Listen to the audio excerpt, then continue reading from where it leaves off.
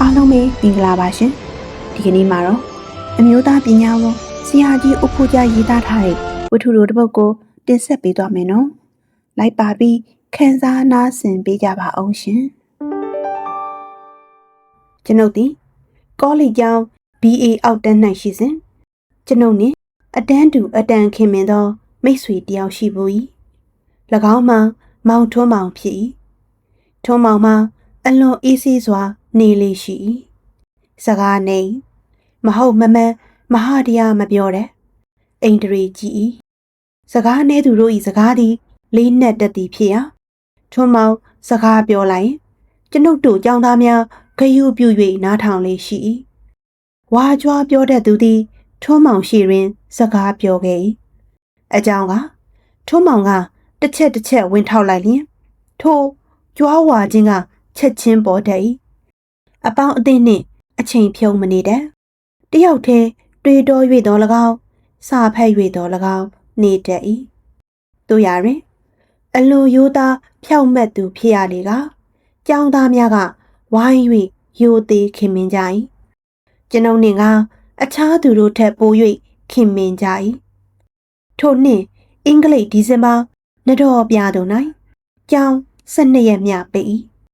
ထို့အချိန်ခါ၌ကျောင်းသားများကြိုက်ထီယိုဖျားသို့အစုစုပြု၍တွားလေရှိကြရာကျွန်ုပ်လည်းတွားလိုသည်နှင့်ထွန်းမောင်၏အခန်းသို့လာခဲ့၍ဟေးထွန်းမောင်ကြိုက်ထီယိုဖျားတွားရအောင်ကွာတို့12ရက်တောင်ရအားရတယ်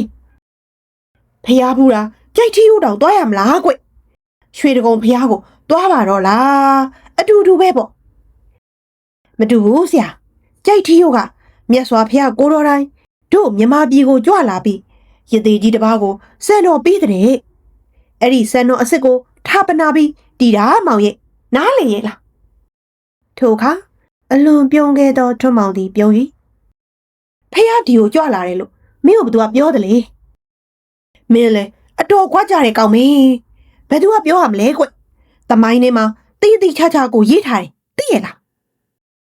အဲ့ဒီသမိုင်းကဘယ်သူကဖေးတုံးကရေးခဲ့တာလေဘယ်သူကရေးတယ်လို့တော့မင်းကိုတိတိချာချာကြောမတင်နိုင်ဘူးရေးပညာရှိလူကြီးတွေရေးခဲ့တာပေါ့ကွဟာမင်းမက်မိသေးရဲ့လား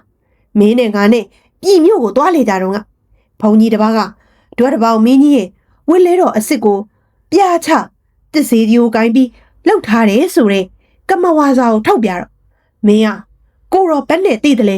ဘာလဲညားလဲတဲ့စစ်ပေါက်မေးတော့ဘုံကြီးကစိတ်ဆိုးပြီးမင်းကိုမောင်းချတာမှတ်မိသေးရဲ့လားအခုလဲမင်းကရာဇဝင်ဆရာမို့တေးသေးချာချာသိမလားလို့မေးတာပါဗျာမကြရင်လည်းမမေးပါဘူးဟေးကောင်တော်ပါကွယ်မင်းဟာတခါအင်မတန်ရှားရှိတယ်မင်းလိုက်ချင်လဲလိုက်မလိုက်ချင်လဲငါတယောက်တည်းတော်တယ်လို့ကြည့်တော့မှာပဲဟယားတရားကြီးညိုတဲ့သူကလည်းစိတ်တူလိုက်တာကိုင်းကွယ်ငါကပဲလျှော့ပါမယ်ငါလိုက်ပါမယ်ထိုအခါမှာကျွန်ုပ်ကပြုံး၍အဲ့ဒါလို့မှပေါ့ကွငါမှငွေ90ကျပ်လောက်တော့စုထားတယ်မင်းမဟောငါမှလည်း90ကျပ်လောက်ပါပဲအေးနေရကြပြီဇရိတ်စကစားဖို့တောက်ဖို့15ကျပ်လောက်ပဲကုန်မယ်ထင်တယ်လူဖို့တန်းဖို့အပုံကြီးပို့တာပဲကဲအခုညပဲသွားကြစို့ကွယ်ကြိုက်ထိုဘူတာတို့ရောက်ရင်ထိုအခါကမော်တော်ကားများမသွားသေးသဖြင့်လဲငှား၍သွားကြ၏ကြိုက်ထီယိုတောင်ကြီးကီမွန်စခန်းမရောက်မီခရီးတဝက်သားသား၌အင်းဝစခန်းသို့ရောက်ကြရာခရီးနာကြ၏ထမင်းဟင်လက်ဖက်ရည်ဘူးသီးကျော်စသဖြင့်အစားအသောက်လည်းပြည့်စုံ၏ထိုစခန်းမှာရွာနီး6ဆက်ကလာရောက်၍စိုင်တဲခင်းသောနေရာစခန်းကြီးတစ်ခုဖြစ်၏ထိုအင်းဝစခန်းဆိုင်စု၏မြောက်ဖက်အတန်ကွာရှိတရက်ပင်ကြီးတပင်အောက်တွင်တဲငယ်တစ်ခုရှိ၏ထိုတဲငယ်ဘက်သို့ထွန်းမောင်သည်ရှောက်၍သွားသည်ကိုမြင်လိုက်ရ၏မကြာမီမှာတဲပေါက်တွင်ရက်၍အတန်ကြာကြည့်နေသည်ကိုမြင်လိုက်ရ၏နာယီဝက်ခန့်ကြာလျင်ကျွန်ုပ်တို့သွားချိန်ကြသည်နှင့်ထွန်းမောင်ကိုဟိ၍ခေါ်ရ၏ထွန်းမောင်သည်တုံ့၍လာခဲ့၍ဟေးဟိုတဲထဲမှာအဖိုးကြီးလင်များနှစ်ယောက်နဲ့မြင်းနှစ်ယောက်ဖျားပြီးလဲနေကြတယ်ငါ အစားအသောက်ကလေးဝဲပြီးခဲ့ခြင်းနဲ့မင်းသွားနေဝဲငါကီမိုစခန်းကိုမိအောင်လိုက်ခဲ့မယ်ဟောဗျာမင်းဘွေးဖောက်ပြီမင်းကျင်ဟာဒါလိုပဲစိတ်တဆူစားကြီးနဲ့ကဲမောင်သဘောရှိငါတော့မင်းကိုစောင့်မနေနိုင်ဘူးကီမိုစခန်းကိုမိအောင်လိုက်ခဲ့ပြီတော့မမီရင်တော့ငါဆက်သွားမှာပဲအေးပါကွယ်ငါမိအောင်လိုက်ခဲ့ပါမယ်ဆို၍လေးဘော်ကသူ့လွယ်အိတ်ကိုယူ၍တဲငယ်ဘက်သို့စိုက်နဲ့သွားပြန်လေတော့၏ကျွန်ုပ်မှာကဖះတို့သာရောက်လို့၍ကျွန်ုပ်တို့เจ้าကเจ้าသားတစုလေထက်ရောက်လာသည်နှင့်ထိုလူစုနှင့်ရော၍လိုက်သွားလိုက်လေကီမောစခန်းသို့ရောက်တော့လဲထုံးမောင်ပေါ်မလာခြင်းရေမြောင်ကလေးရေမြောင်ကြီးဘိုးပြန်တော့စိုက်တမော့စသဖြင့်စခန်းအစဉ်အတိုင်းနောက်ဆန်တငင်ငင်နဲ့ပင်လာခဲ့အောင်ဖះတို့သာတိုင်တော်၏ထုံးမောင်ပေါ်မလာခြင်းကျွန်ုပ်တို့တစုမှလည်းတပြိုတပါးကြီးပြောဆိုကနေလာခဲ့ကြရအောင်ဖះနီနေယုံနဲ့စင်နှင့်မိမကြီးတယောက်ပတ်ဆက်ခန်းနေသည်ကိုတွေ့လိုက်ရ၏နေယုံမှာပါးတစ်ချမ်းနားတစ်ချမ်းပဲ့နေ၎င်းအပေတို့ကိုပြ၍ပြင်ဆင်ရန်ဆိုကပတ်ဆက်ခန်းနေခြင်းဖြစ်၏ထိုအခါကျွန်ုပ်သည်ရုတ်တရက်သတိရမိသည်ကလွန်ခဲ့သောနှစ်ကကျွန်ုပ်တို့ခန်းကကျောင်းသားတစုကြိုက်ထီယိုးကပြန်လာကြသောအခါထိုပါးပေနားပေနေသောနတ်စင်ကနဂရောကြီးအားနတ်မေးကြကြောင်းပြန်ပြောသည်ကိုသတိရသည်နှင့်ကျွန်ုပ်တို့နှင့်အဖော်အလော်ခေါ်ခဲ့သောလှဲသမားကိုမေးကြည့်ဟာလှဲသမားကပြုံး၍ဒီအပဲ့တွေဟာကြားလာပြီဗျပြင်လိုက်ရင်နောက်ထပ်ပါဆက်ဘယ်နှလုံးအလူခံမလဲဗျဟုပြောလိုက်မှကောလိပ်ကျောင်းသားထက်သာသောလှဲသမားများလည်းရှိသေးကြောင်းသိလိုက်ရတော့၏နှုတ်ဝဲရတိမာတွေဖိုးသူတော်ရီမဲတိလာတွေပေါ်လာကြည့်ကလားကွအဲ့ဒီထဲမှာခါရောမီတွေအများကြီးပါတယ်ဗျကျွန်ုပ်တို့ဖျားရှိခိုးနေစဉ်ပန်းသေးရွှေသေးရေသေးတို့၏အနှောက်အယှက်ကိုများစွာခံရ၏ဖျားရှိခိုးနေစဉ်ရေပန်းရွှေဝဲပါဟုတစားစားလိုက်၍ပူနေကျွန်ုပ်သည်ဂလစားခြေလိုသည်နှင့်ရေပန်းရွှေတို့ကိုအိန္ဒြေနှင့်ရောင်းသောဆိုင်တို့တွင်သာဝယ်ယူလိုက်ကြောက်ကြီးကန်းပါဆက်သို့လာခဲ့လေရာလမ်းတွင်တောင်ဆောင်တစ်ခုကူတွင်၌ရတိတဘာထံတွင်ဖျားသွားတော်အစ်စ်ရှိသည်ဆို၍ကူတွင်သို့ကြင်ကြက်နှင့်ဝင်ခဲ့၏ရတိကသွားတော်ကိုလက်ဖြင့်ကိုင်၍ခက်လန့်လန့်ကပြ၏တေချာကိုယ်တိုင်ကိုင်၍ဖူးပြစေဟုတောင်းသောအခါဟဲ့တခါကြီးလက်နဲ့မကိုင်ကောင်းဘူးငရဲကြီးတတ်တယ်ခက်ဝေးကပဲဖူးတာပေါ့နို့ရတိတော့ငရဲမကြီးဘူးလားဟဲ့ရတိဆိုတာစင်ကြဲတဲ့သူတော်ကောင်းဖြစ်တယ်ဘဲတော့မှငရဲမကြီးဘူးမင်းတို့လူလို့မဟုတ်ဘူးထိုခါကျွန်ုပ်သည်ဘာမှပြန်မပြောဘဲအခွင့်ရသမျှတေချာစွာဆူဆိုက်၍ကြည်အောင်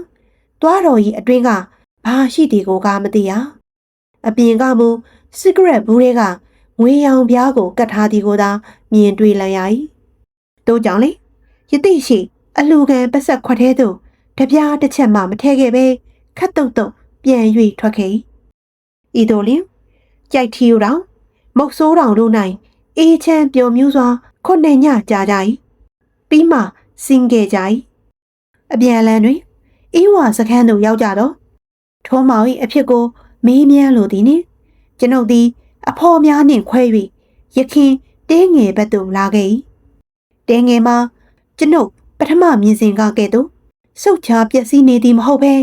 အမိုးအကာနှင့်အတန်ပင်တက်ရက်ကောင်းမွန်နေသည်ကိုတွေ့လိုက်ရ၏ခေါင်းရင်ခံကလေး၌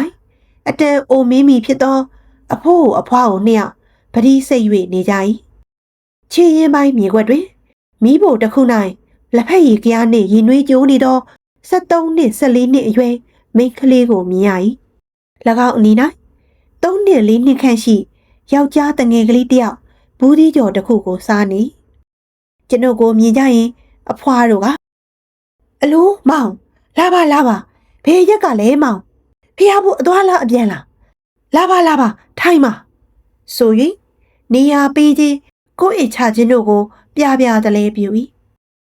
ဟေးဖွားမင်းရင်နှွေးစုပြီးမဟုတ်လားလက်ဖက်ချောက်ခတ်ပြီးယူခဲ့ဟိဩ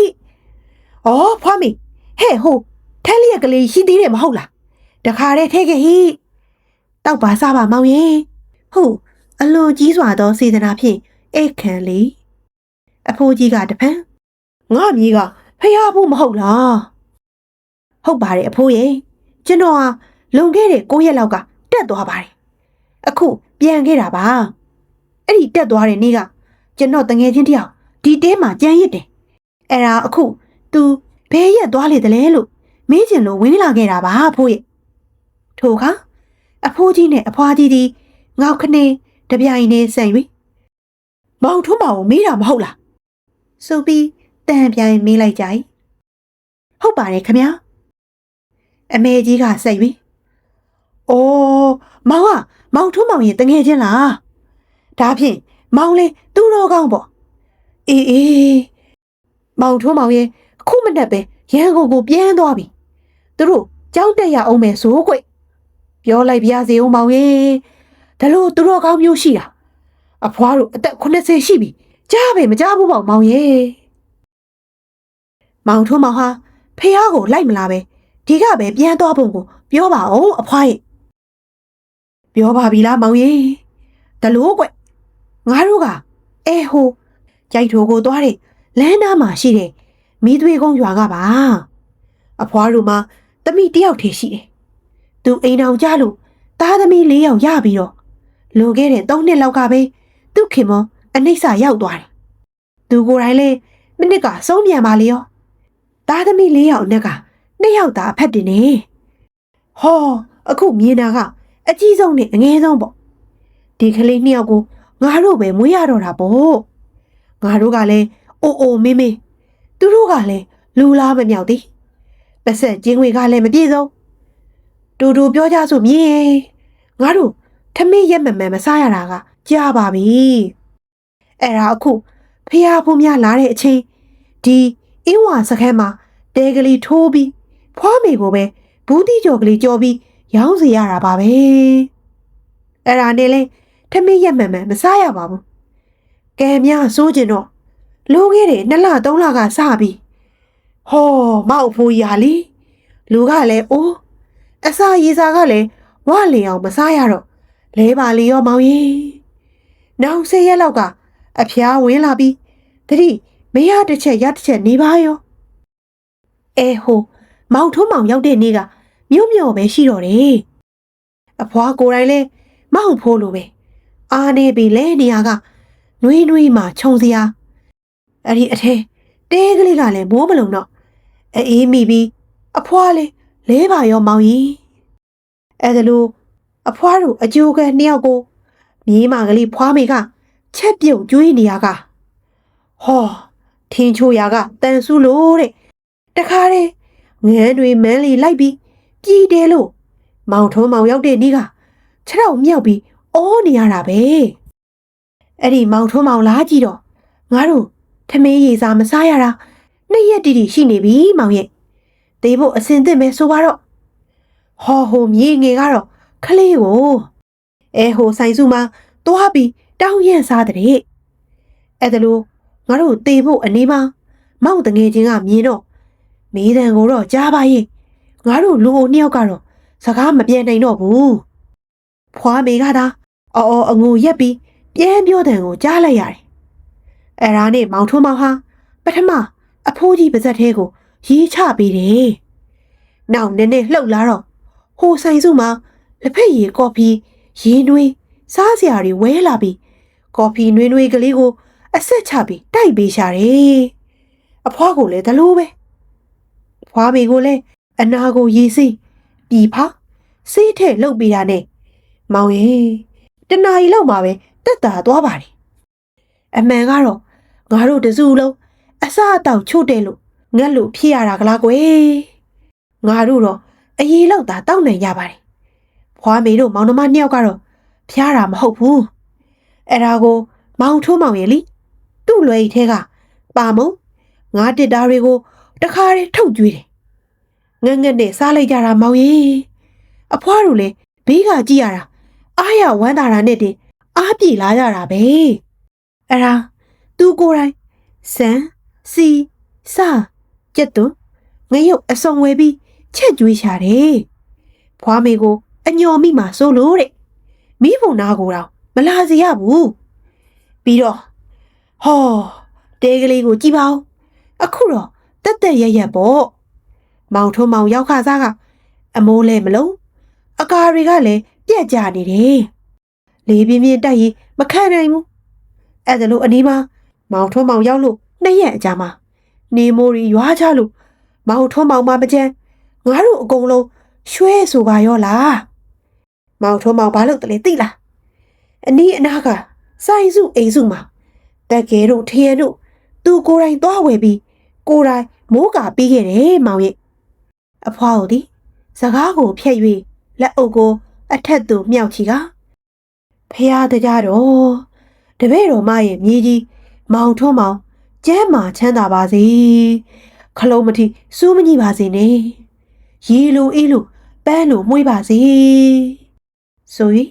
မျက်ရည်ဆန်းဆန်းနဲ့ရှ िख ိုးဆူတောင်းလေ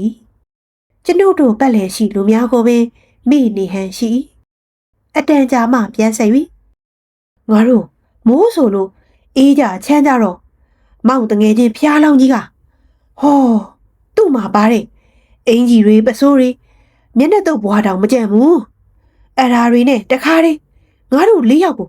ပတ်ရင်ခြုံယုံပေးတာပဲမိဘကတာသမီးကိုပြူစုသလိုပါပဲမောင်ရဲ့သူကိုယ်တိုင်ကတော့စွတ်ကြဲကလေးနဲ့သာနေတယ်အောင်မေဟောမောင်တငယ်ချင်းကတက်တီကောင်းကလားကွမိုးကြီးပြီမယ်သူမချမ်းမှုတဲ့ပြီးတော့လူကြီးတော့လုံးရက်တန်တန်ရဲ့နို့ပေမဲ့သူ့အသားတွေကတန်ခဲလို့ပါကလားကွဟောနေခင်းမှာဖွားမေတို့မောင်နှမ2 ယောက်ကိုသူ့လက်မောင်သားကြီးတွေကြွက်သားကြီးတွေကိုထုတ်ပြတယ်မောင်နှမ2 ယောက်ကသူ့လက်မောင်ကြီးကိုစီးပြီးကစားကြတာပဲအင်မတန်ပျော်ကြတာပေါ့ဒီတငယ်ဟာလူထူးပါကွယ်တန်ကလည်းတန်ပါပါပြီနဲ့ဖေးရလောင်များစင်ပြောင်း9 စီး10 စီးအားစောင်းနိုင်နေဆိုတာပဲထင်ပါရဲ့ကွယ်နောက်တနေ့နက်နက်စောစောဟိုအနာခဏသွားအောင်မယ်ဆိုပြီးထွက်သွားလိုက်တာညနေမှပြန်လာတယ်တို့တွေဆိုတာတနေ့ခင်းလုံးသူ့ထမင်းစားစောင့်နေကြတယ်အနီးအနားလိုက်ရှာကြတယ်အဲ့ဒီမနဲ့ငါတို့ထမင်းမစားဖြစ်ကြဘူးညနေကြလို့ပြန်လာတော့မှတီးလိုက်ရတာကလက်ဆက်တတော်သူဟိုကြိုက်ထိုကိုသွားတာကိုမောင်ရဲ့ဟဲ့ခွာမီနင်ကိုကြီးဝဲပြီးခဲ့တယ်အဝတ်အစားတွေယူခဲ့စမ်းဂိုင်းမောင်ရင်ကြည့်တော့ငါတို့ဖို့သူဝဲလာတာတွေထို့ခါ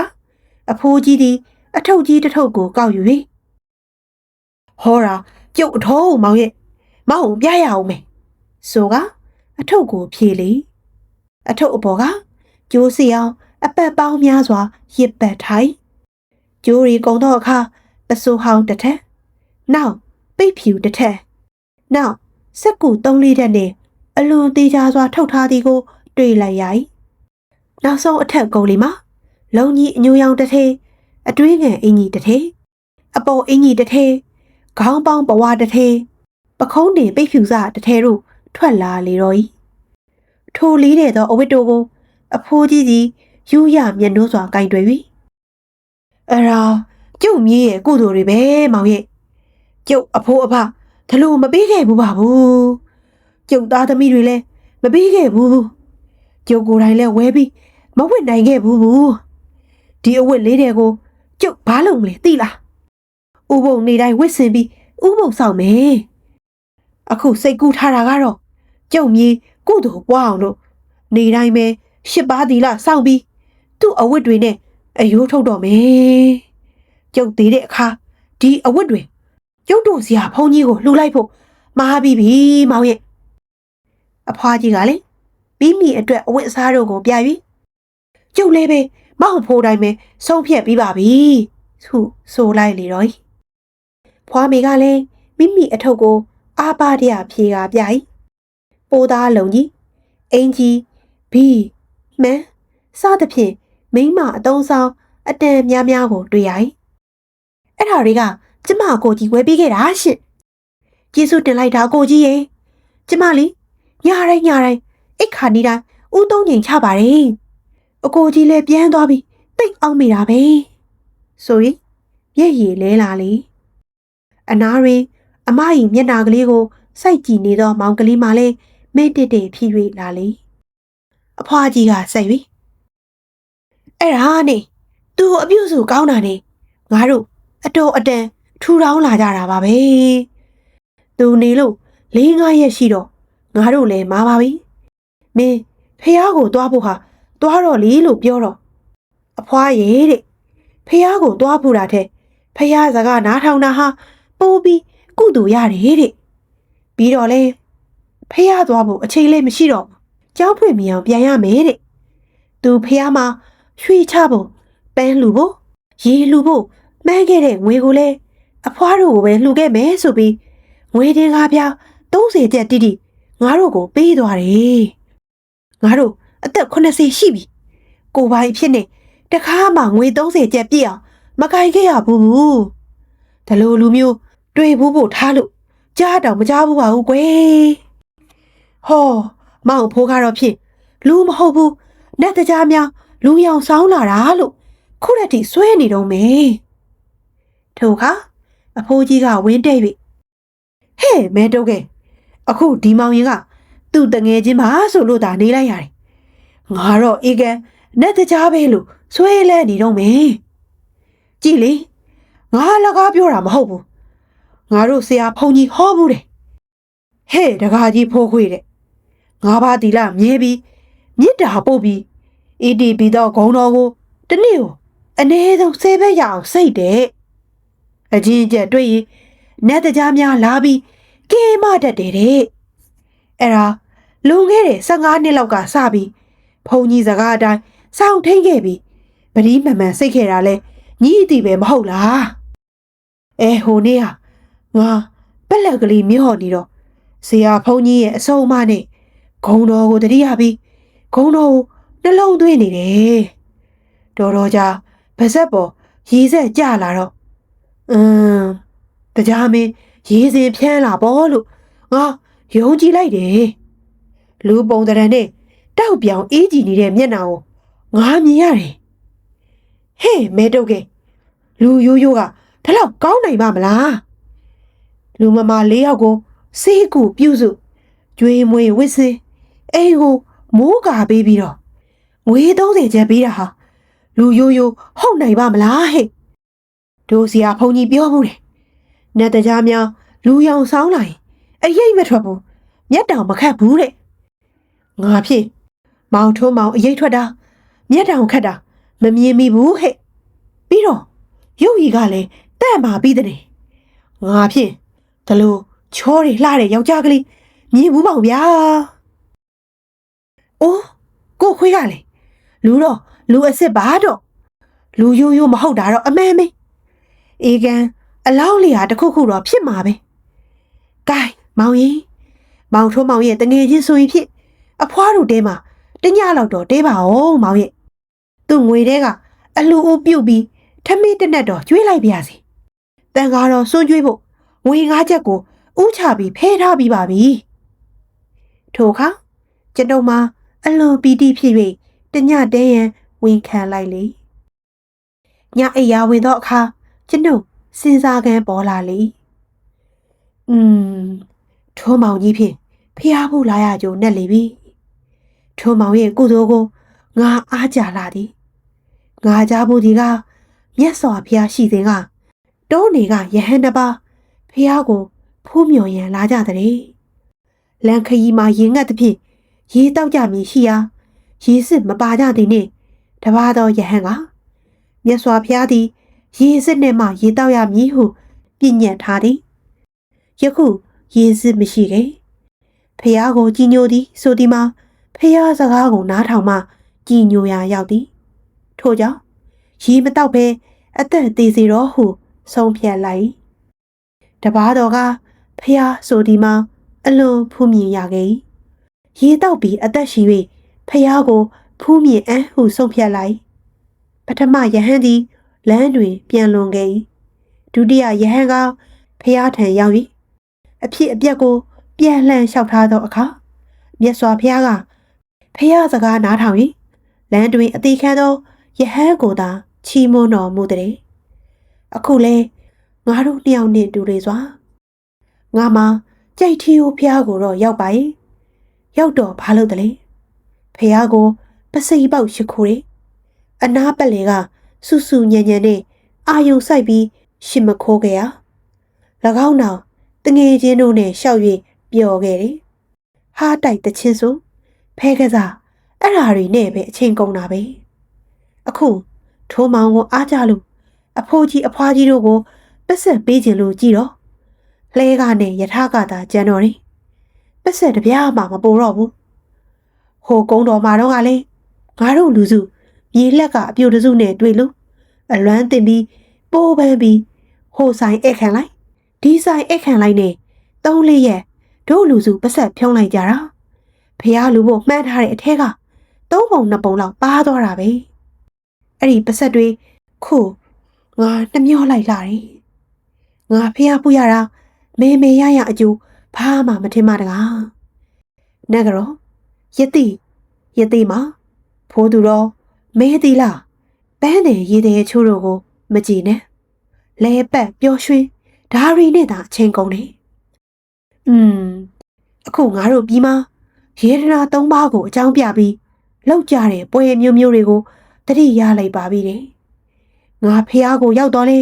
ဖះစကားကိုနားထောင်နေမောင်ထွန်းမောင်ရဲ့ကုသိုလ်မျိုးဘေးမှမိနိုင်မလဲစသဖြင့်စိတ်ကူးတွေးတော့ကမပြောတစ်ချက်ပြောတစ်ချက်နဲ့မိုးလင်းရစီနက်နက်တွင်ကျွန်ုပ်ပြန်တော့မည်ဟုနှုတ်ဆက်လျောက်အဖိုးကြီးကအေးပြန်အောင်တော့မောင်ရေမောင်တို့ကျမ်းမာပါစေချမ်းသာပါစေဆိုတာအဖိုးဆုတောင်းပါတယ်မောင်ထွန်းမောင်ကိုပြောပါသူဝဲပေးခဲ့တဲ့အဝတ်အစားတို့ကိုအဖိုးဘလို့စီမံထားတယ်ဆိုတာအေးသွားတော့မောင်ရေဖုန်ကြီးပါစေတက်ရှိပါစေကွယ်အဖွားကြီးကသွားတော့မောင်ရေသွားတော့အဖွားတို့မသိရင်မောင်ထုံးမောင်ကိုတခါတော့တွေ့ကျင်သေးတယ်ကွယ်မိုးမကြခင်အဖွားတို့ကျမ်းမာရင်ဖြင့်ရန်ကုန်ကိုဖျားဖို့လာခဲ့မယ်လို့ပြောလိုက်ပါမောင်ရေခုအဖွားတို့နှစ်ယောက်တေးသေးထိ8 ပါးတီလာဆောင်ဖို့သစ္စာဒိဋ္ဌံပြုတ်ပြီးတဲ့အကြောင်းပြောပါလေကွယ်အေးသွားတော့မြည်သွားတော့ဖွားမိကအကိုကြီးထွန်းမောင်မို့လက်ဆောင်ပေးလိုက်ပြစေဟောတာကကြိတ်ထီးဦးတောင်ဖြစ်ဝါစီတယ်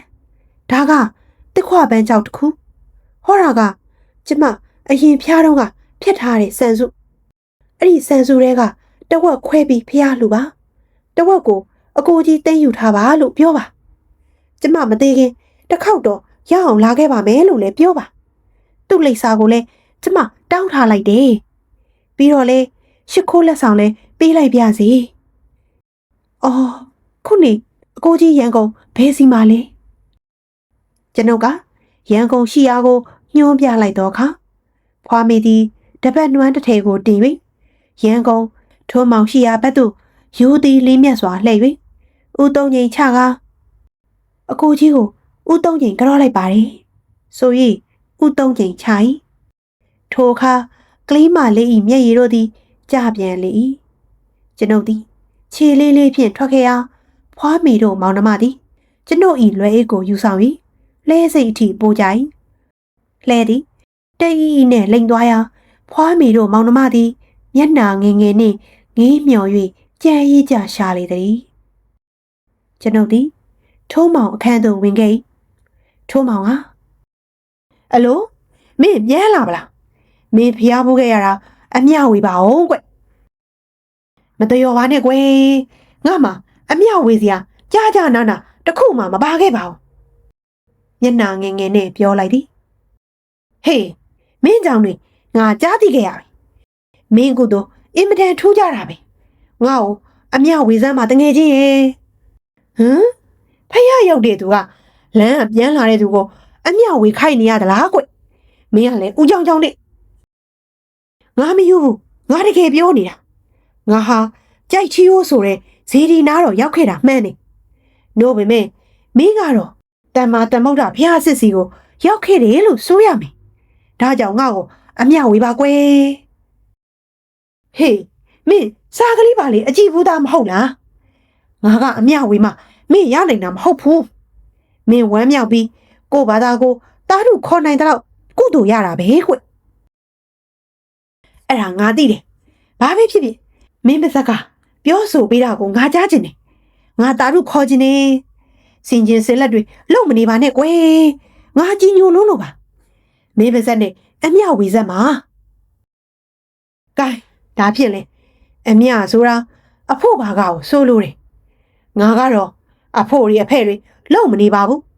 ငါကုသိုလ်အားလုံးကိုပဲပေးပါတယ်ဗျာအကုန်လုံးယူပါလေတော့ဖိုခါမှာကျွန်ုပ်ဒီ